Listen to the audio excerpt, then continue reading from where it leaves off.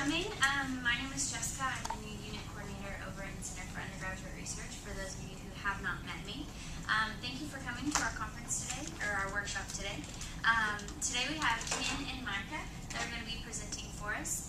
Just a quick reminder for those of you that are scholars, or for those of you who aren't, or are interested in undergraduate research, we do have a conference a workshop next week on the 9th from 4 to 5 on ethics of research. So if you're available, make sure that you register for that on the TLPDC website.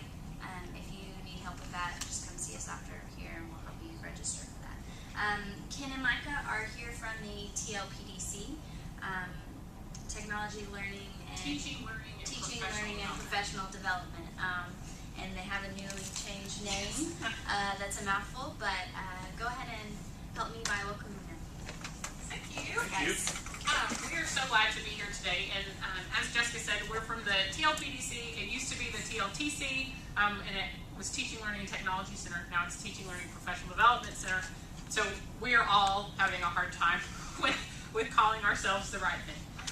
So we are so glad to be here today. One of the things that Ken and I do on campus here is that we work with faculty and graduate students on their teaching, and so in their professional development. So how they can be a better teacher, how they can be, for graduate students, how they can be marketable as they are going into academic careers.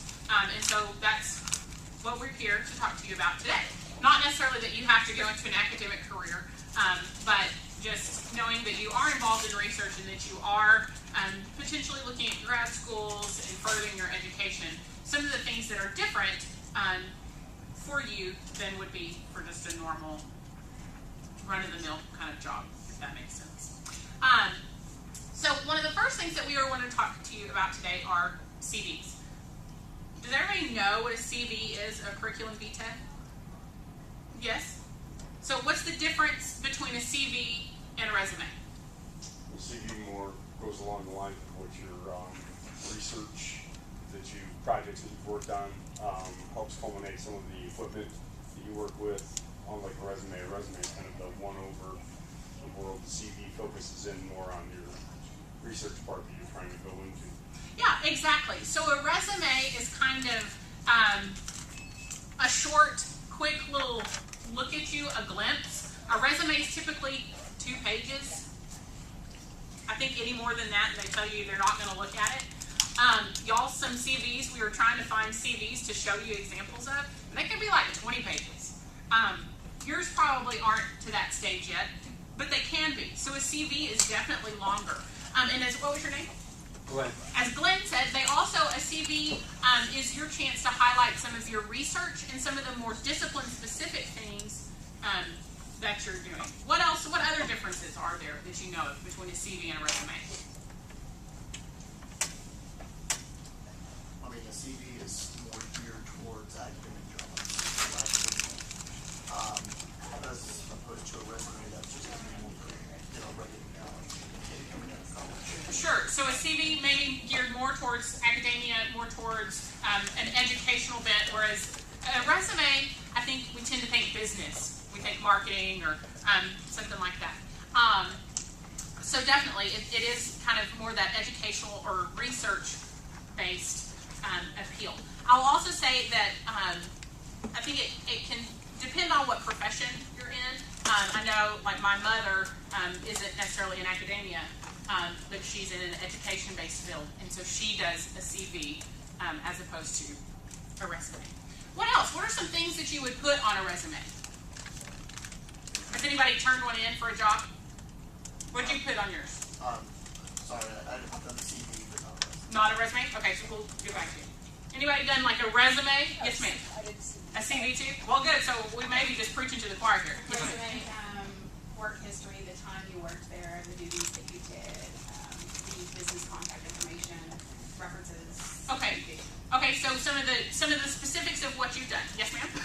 Indeed, I created both. I designed both. Okay. A CV and a resume. And the person I counseled with said that I should remove most heavy academic things I have done, like research interest, and things like that, for it to be a resume and be sent out to any business.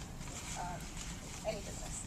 Sure, okay, so on a resume, like we said, it's usually like 2 pages. So we really trim things out and we eliminate a lot of the details that people want to know about on your CV. On a resume, they may not care that you have published in such and such scholarly journal. They don't know that such and such scholarly journal exists. They've never seen it.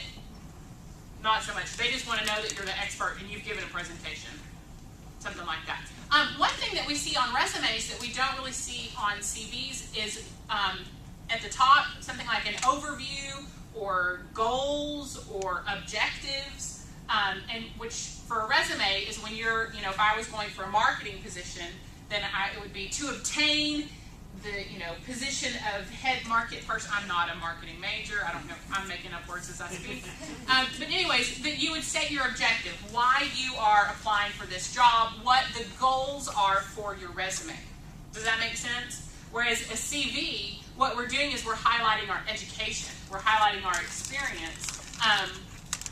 Some of the stuff I was reading about, there's not so much fluff in a CV, which sounds silly to me because a CV is like 4 to 20 pages, whereas a resume is 2.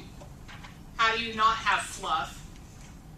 But I think the difference is your intention and what you're looking at and putting in there. Make sure that I cover everything.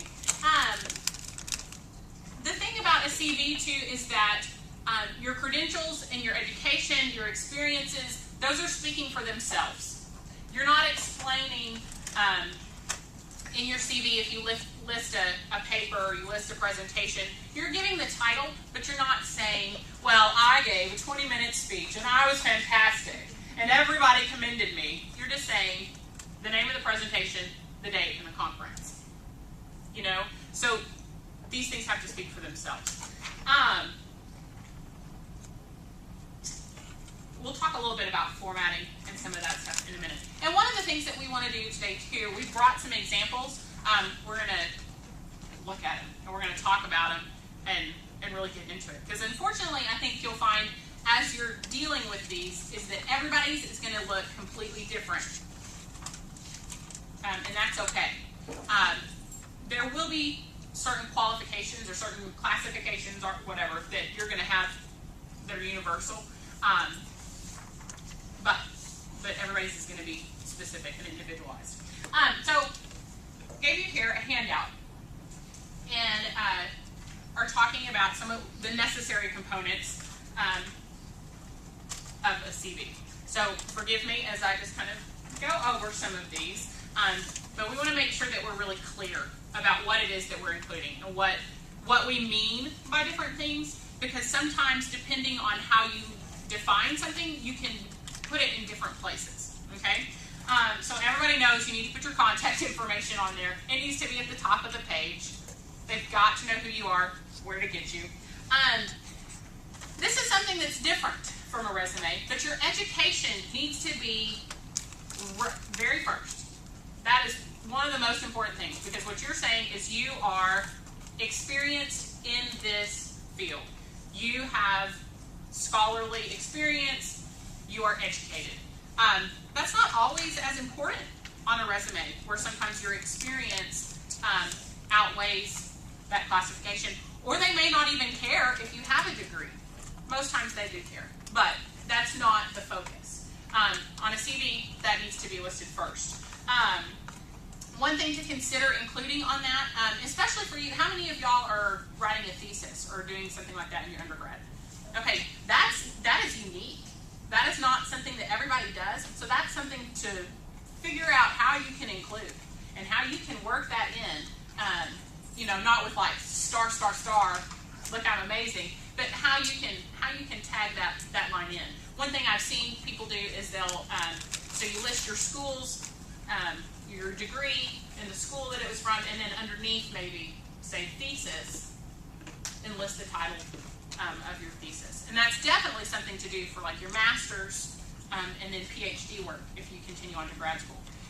Some of these things too, you might find you include now, but you don't include later.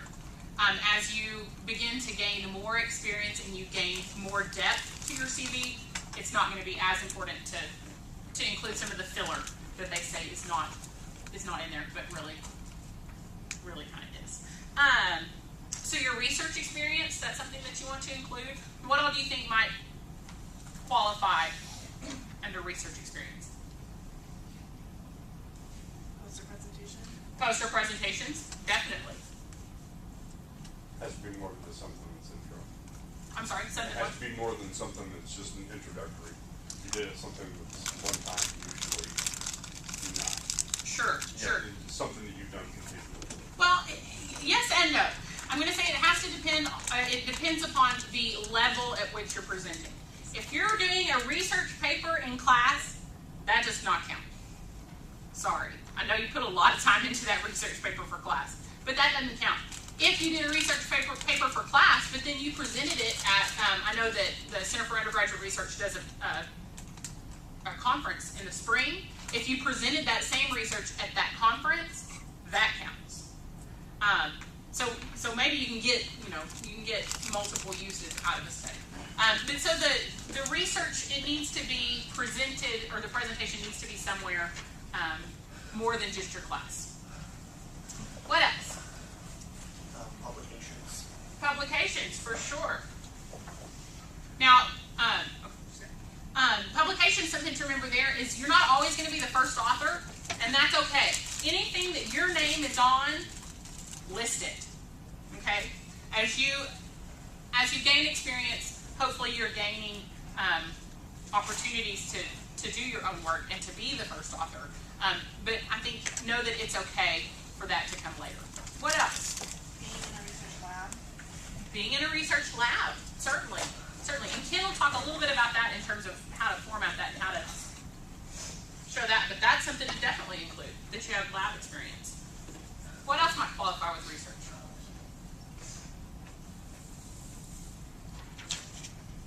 So we've got poster presentations, regular presentations, being in a lab, publications. With publications, you can even, when you get a lot, you can separate those out. You can have articles, you can have books, you can have like conference proceedings or things that are published that way. So you've really got a lot of variety, and you can really separate things out based on that. Also, in reference to publications, something to keep in mind is things haven't necessarily, you might submit something for publication and it wasn't maybe accepted. So you could say it's submitted or it's under review. Something that you've submitted, especially if you haven't found out. Now, if you got the results back and you're like, this is the worst thing I've ever read, I might not put that on my CV. I might leave that off. But you can definitely say that it's in press or that it's pending publication. So you don't have to wait until, because sometimes those take like a year. It's unreasonable, but it takes forever. So you don't have to feel like you have to be so quick on that. What about professional experience? Does that make sense? Things like certifications, licenses. That's going to be, especially for like our engineers back here, that's going to be something that you deal with. Or for teachers, pre-med, things like that. Just what kind of special tests have you taken, or special requirements have you met? Especially if you're, especially if you're applying to medical schools or something like that, if you have a certification as a pharmacy technician or as a certified nursing assistant or something that's clinically based, that will demonstrate to the board that you have an interest in that, and so much so that you wouldn't get a certification in it. So definitely include that sort of thing. Yeah. Something else that you want to include that's not necessarily going to be on your resume is related experience. So what kind of peripheral things, peripheral, sorry, I'm from Lubbock. It happens. But what kind of peripheral things could you link in? Could give weight and credibility to the things that you're looking for. So for myself, my background is in music. So my related experience might be theater productions, or it might be teaching depending on if I was looking for a performance job, then I might list teaching experiences as a related experience.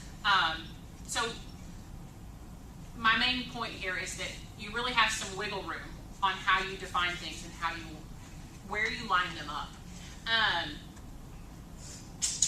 Development is something to include as well. What conferences have you attended? What workshops have you attended? Especially if you've gone to something with a big name. And that may be something for more with people in the arts or the humanities, that you've worked with so-and-so. But I think that would definitely be true for the sciences as well, if you've been in somebody's lab. But that might be in another category. Your awards, your scholarships, honors, things like that. At this point in your life, you're going to list all the scholarships that you have here at Tech. If you've gotten one, list it. I might not say that it was for $55. I might just say that I received a scholarship. It looks better than for like 4 meals. So list those now, but as you begin to, again, gain more recognitions, receive other honors and other awards, some of those lesser things can go off. Or things like being on the Dean's List. You don't have to list Dean's List 2000, I'm old, 2010, Dean's List 2011. You can just say Dean's List, you know, and give dates that way. So you can minimize your space there. Also your service work, your volunteer work, those are very important things to include. And any affiliations or other professional services that you have. And yes, ma'am. Do you have a question? Many questions. I'll leave them until we finish this section. Okay. And so also, as you're doing these things, something you want to consider are descriptions. And do you want to describe the roles that you've played in a professional setting in community service? Do you want to define your jobs, what you did in the lab? These are things that you can play with. They can add bulk to your CV, but then they can add too much, and it doesn't need to be just fluff. So that's something to think about how you do that. And I will say before we go, I forget, we've included some resources here at the back, some websites, and I really encourage you to look there. They've got some great templates, and then good ideas in terms of how to go about describing things, and how to get started there. We've also listed some discipline-specific things that you might want to mention. So if you're in the humanities or the arts, you need to maybe mention performances that you've done or shows that you've given. Or if you're in art, do you do Photoshop? Do you do Illustrator? What software are you fluent with? If you are in the languages, and this goes for anybody. If you are fluent in another language, that's great to include. That could go in related experience if you're not in the languages. But if you're in a language, you need to explain, like, I'm proficient in X language, I can read X language, I can write X language. The more specific you are, the better off you'll be. And I'm going to let Ken talk a little bit more about the sciences. And on that language thing, be honest. You may have had a couple of semesters of Spanish, and you're not fluent if you've had a couple of semesters of Spanish, so make sure you're honest with that. So, thank you, Micah. I come from a science background. I'm a biologist. So, I'm going to talk specifically to some STEM disciplines in terms of what to include on perhaps your resume. So, I know we have a lot of psychologists in here, and we've got a microbiologist. And so, what are some of the things that you might include on your CV in terms of the techniques that you know how to do? Perhaps you work in an undergraduate lab over in psychology where you work in psych testing. You're familiar with Beck's Depression Inventory or Beck's Anxiety Inventory or MMPI or some of these other instruments that you've given or at least been part of giving, because you have to be licensed to be able to give them. But you may be part of that. So you want to include that you are a research assistant and you are familiar with these measures and you have assisted administering these measures. In biology, chemistry, things of that nature. If you're familiar with mass spectroscopy, If you're familiar with that, if you're familiar with gel electrophoresis, if you're familiar with Western blotting, Northern blotting, if you've done these things, include them. Now, you have to have some level of proficiency at them. As Glenn was saying earlier, he says if you've just done it once, it really doesn't really count. You need to be able to answer a question, because they say, oh, I see here you've done Northern blotting. If you just read Northern blotting in a book and you watched a TA do it, that doesn't mean you've done it. That means that you have heard the word. So be able to answer questions about the things that you claim that you have some proficiency in. So these are just some of the things specific to STEM disciplines. Have you all heard the term STEM before? Science, technology, engineering, mathematics? Okay, that's the buzzword these days. So STEM disciplines. So that goes for engineering as well. Engineering, if you're familiar with using certain types of certain machines that either test pressure or weight or whatever they do. If you're in civil engineering back here, you've crushed a balsa wood bridge before. Did you operate that machine? Do you know what it does? Do you know what pounds per square inch? Can you answer questions about that? So again, include some of these things that are specific to your discipline that will potentially impress someone to at least ask you a question about that, and then you can impress them even further. A big part of CVs and resumes in general is to make sure you get in the door. Okay, you want to appear impressive enough on paper that they invite you to come in, so that you can impress them even further by how professional you are and how experienced you are and how intelligent you are. So this is your foot in the door. So think of it that way. So as we kind of talked about, some of the purposes of a CV are really it's a snapshot. It's not everything. Don't give your life story. It's an effort, an attempt to demonstrate proficiency at what you do. But there are some do's and don'ts to CVs and resumes. Anybody, bring up ideas about some? Let's do don'ts first. What are the don'ts of resumes or CVs? Don't lie. That's a big one. That's probably the biggest one. Be honest.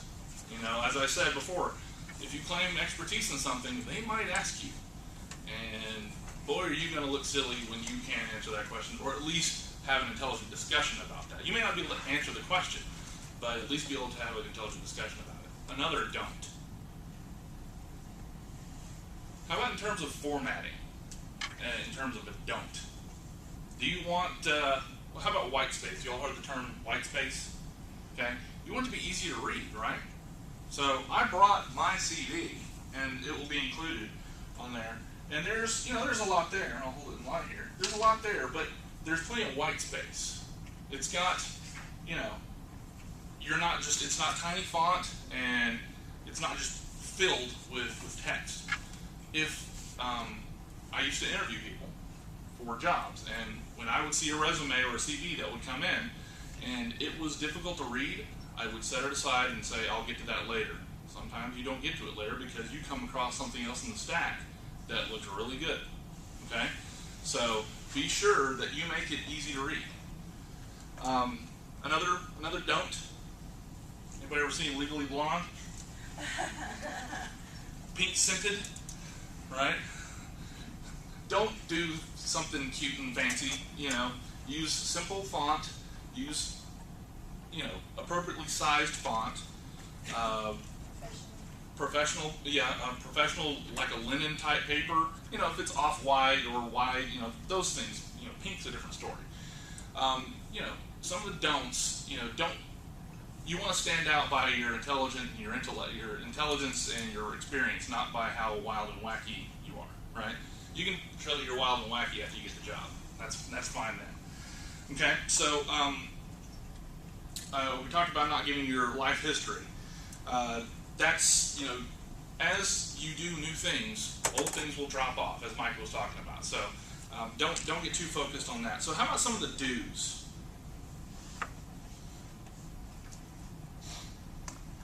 Spell your alma mater correctly. Yes. That would be a big issue. Make sure you, not just spelling your alma mater, but spelling everything. I've seen names misspelled before because they get too, And it's just the assumption that I spell my name all the time. Well, sometimes our fingers slip on the keyboard, and a name spell check will not pick up, right? So you might even consider adding your name to your dictionary on your spell check, so it'll pick it up. On that, common scientific terms are not in the dictionary. Gel electrophoresis. If you look at anything that I write, the entire thing is red because it thinks that everything is misspelled because I write these big Latin terms. So consider adding these things to your dictionary and make sure when you add them that you are spelling them correctly. So it's always easier to check than to apologize for something, right? So on that note, do have somebody proofread it. yeah, I mean, I don't care. I don't care how smart you are and how detail oriented you are. Have someone else look at it, and someone else who has no idea what you're talking about. Have them look at it because you need it to be clear, and you need it to be easy for someone who doesn't know to know. Okay? Chances are, whoever looks at it is going to know what you're talking about. They're going to be within your field. But if it's for a scholarship application or if it's for an internship or something like that, you might have a varied panel that is looking at your stuff. So make sure you're clear. Have somebody else look at it because they will catch a period that you missed that you've blended it all together. So no matter how wonderful you are, have somebody else do it. and being undergraduates involved in research, you've probably developed a little bit of a thicker skin, hopefully, because we as scientists and researchers in general need to be able to take criticism. So when you ask somebody to review your work, tell them to be ruthless. Say, because it's better if your buddy is ruthless than if a reviewer or somebody that you're interviewing with makes a correction. Say, oh, by the way, you spelled Texas Tech wrong, or you spelled something silly wrong. Okay, so ask for ruthlessness. In terms of, Micah just mentioned a period out of place. Your formatting, be consistent throughout.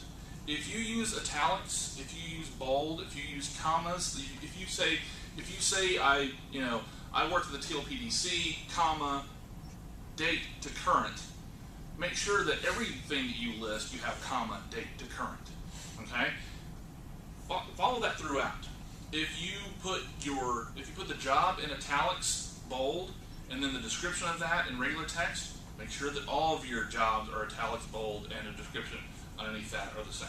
So be sure that these they're little, but we're looking for detail-oriented people, aren't we, when we're hiring somebody? So make sure that you have those details in place. And again, ask your friend or your colleague or your supervisor to look for those details as well. So beyond spelling, beyond content, sir? They jump off the paper. Yeah. It might be a small detail, but it jumps off the paper whenever you look at it quickly. Yeah, your fresh eyes. You've been staring at this thing for 2 weeks while you're writing it. And you're used to exactly what it looks like. And so you need some fresh eyes to look at it and make sure that you didn't miss something. So, any other comments? We've kind of covered everything. I do want to say one last thing in terms of CV. Brevity is big. Don't go on ad nauseum. When I say brevity, what I mean by that? Keep it brief and to the point. Brief and to the point, succinct. Say what you want to say, but no more. We, in the science world, we try to say as much as possible in as few words as possible. Would you say that's fair? So, figure out a way to do that. It's good practice to do that on your CV, so when you start writing your research papers and theses, so on and so forth,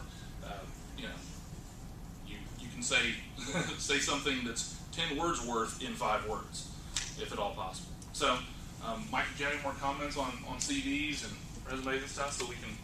So did y'all have some questions? We can field questions before we move on. Yeah, sure. Yes, go ahead. Sorry. I don't have my contacts. Oh, you're good. I'm sorry. Back to certifications. What if I'm certified in something by some organization that's not recognized in the United States? Do I go ahead and put it? That might be something that you explain in related experience. Does that make sense? So you could plug it in maybe somewhere else, or you could list it in if you have other certifications, you could list it in certification, but explain what it is.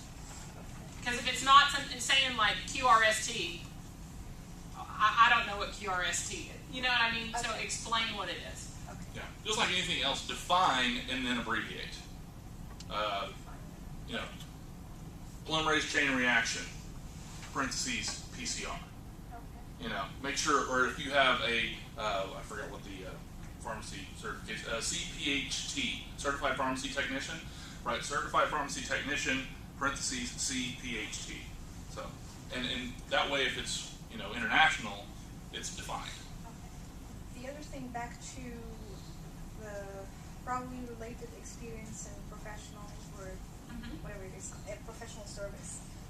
What if all the jobs I've done in my life are part-time? Oh, pardon. Yes, are part-time, and what if because I read about resumes and CVs and all, and they say there is the chronological one and there is the skill-based one, and sometimes you have to play smart and put even the things that are not that professional or part-time into the professional experience. Sure. Okay. So the question is how, because I imagine most of you are in that place right now that you've had a lot of part-time jobs, you've had a lot of quick little internships, or you've pieced together things. And that's okay. That is where you are right now. That is just fine. So you're going to want to look at, so for now, you might all list it under professional experience, or just experience. And that's certainly how I started. And then as I gained experience, I changed it to teaching experience, and then I changed it to performance experience, and then I changed it or to related in that way. And so then maybe, whereas my job where I was just working in a lab that was kind of related, at first I'd leave it in professional, then I could move it to the related experience later. Does that make sense? And I think the question about chronological versus skill-based, I think for a resume, you tend to go skill-based. For a CV, we're going to go chronological. So we want your, like, whatever's most recent happening first. If it's so important, even if it happened 10 years ago, that it was so important that you really want them to know that you did it, find another area to put it in. Does that make sense? So there's maybe the related experience, something like that. And you can categorize yourself into different options. Yes, ma'am. What if, like, the important jobs, to say so, or, like, I started university back home, right, in my country. I was a physician assistant. Okay. And then I come here, and I'm a samba umpire, you know. Sure. Kind of Sure. just You know, throws you off a little even bit. Steven. Yeah. But do you put, you know, this experience that I have because I am in this domain, and separately you gotta say this is the part-time job I have when I came to the United States. You know what I mean? I know. Okay. So question being relevance. Exactly. So your previous job, even though it may have happened a couple years ago or it may have been at another time, might have been more relevant than your current job, which is feeding you, which is important.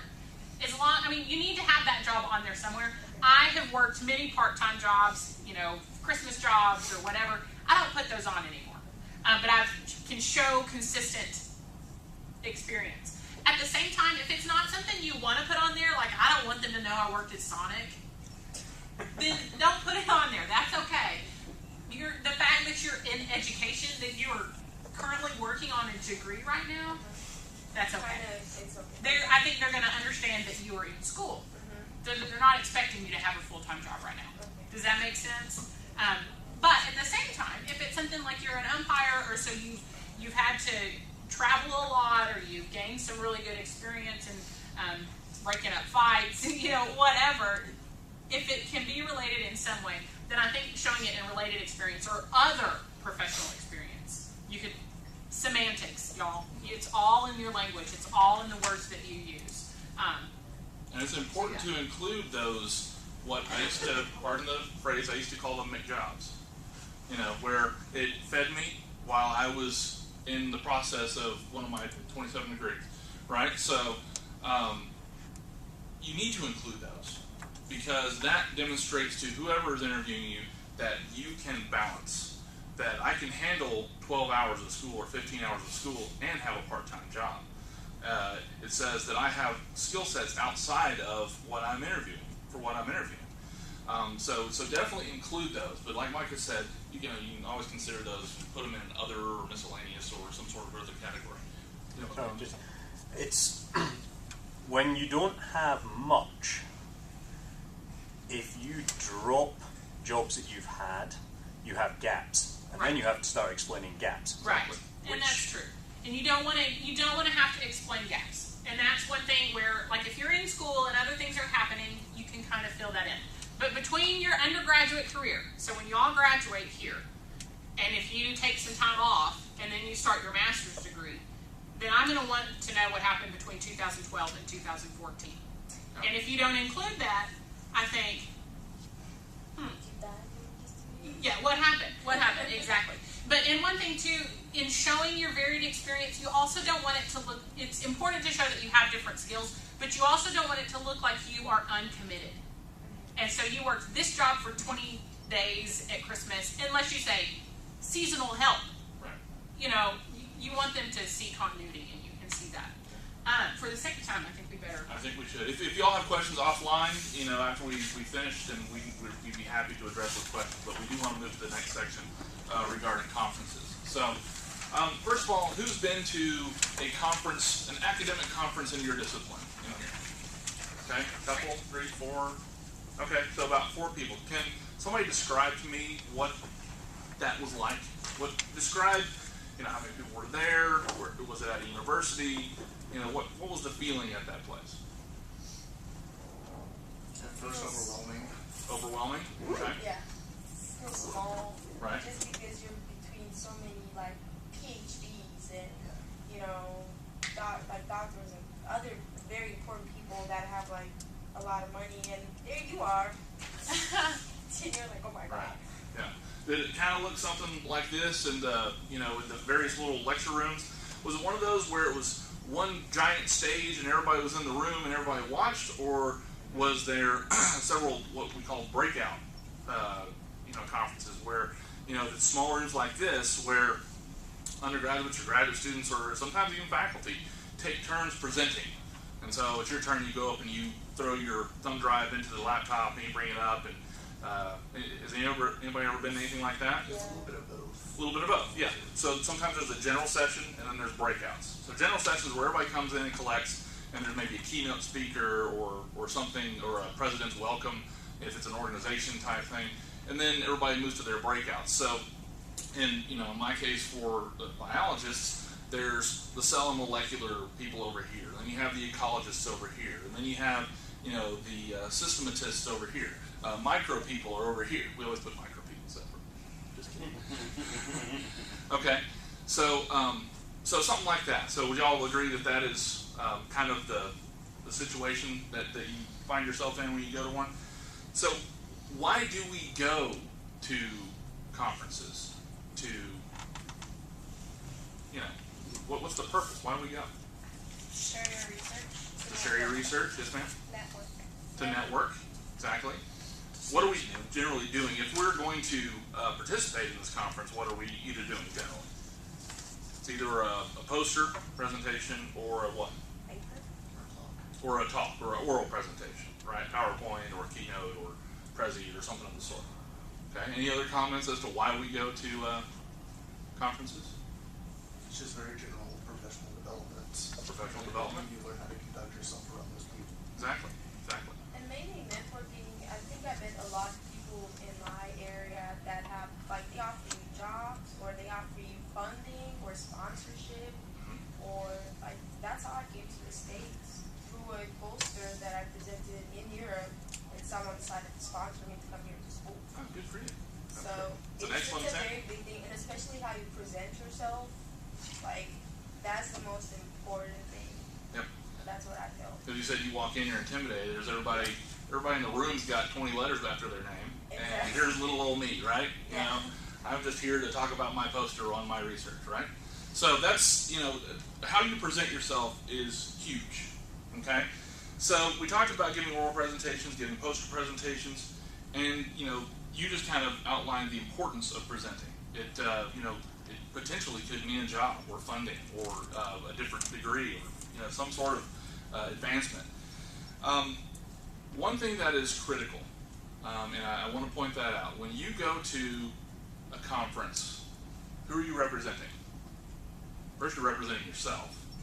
Okay? And then the institution, You're representing Texas Tech University, if you're coming from here, or the country, even. or the country even. You're representing your advisor. Our advisors for whom we're doing research, they have reputations at stake. Okay, they have publications. They don't want their student acting like a hoodlum at these things, right? So your department, you're representing your department. So we have a line of about 5 or 6 entities that we're representing, at least. You can say I'm representing my parents, and ultimately you can go that far if you like. So professionalism is utmost of importance. Reputations are at stake. So don't ever forget that. That is key and critical. So let's talk a little bit about the presentations themselves. Now, we're not doing a workshop here on doing presentations and doing posters. I do want to refer you to the library. The library has very good resources on poster workshops, how to make a poster using certain software packages to make posters better, so on and so forth. So I definitely want to encourage you to check out the library's website and see when their next upcoming workshop is on that sort of thing. But some things that I do want to comment on. When you save your presentation on your thumb drive, do it in multiple formats. Save it in, if you have Windows Office 2010, save it as 2010. Save it as 97 or 2003. If you're doing it in Keynote, see if you can save it as a PDF and bring it in, because more often than not, you're going to have a PC in front of you when you show up, not a Mac. Okay, I'm sorry, Mac people, but that's the reality. Okay, save it in a PDF even. If all else fails, then you can bring it up in a PDF. Okay? So do save it in several different formats.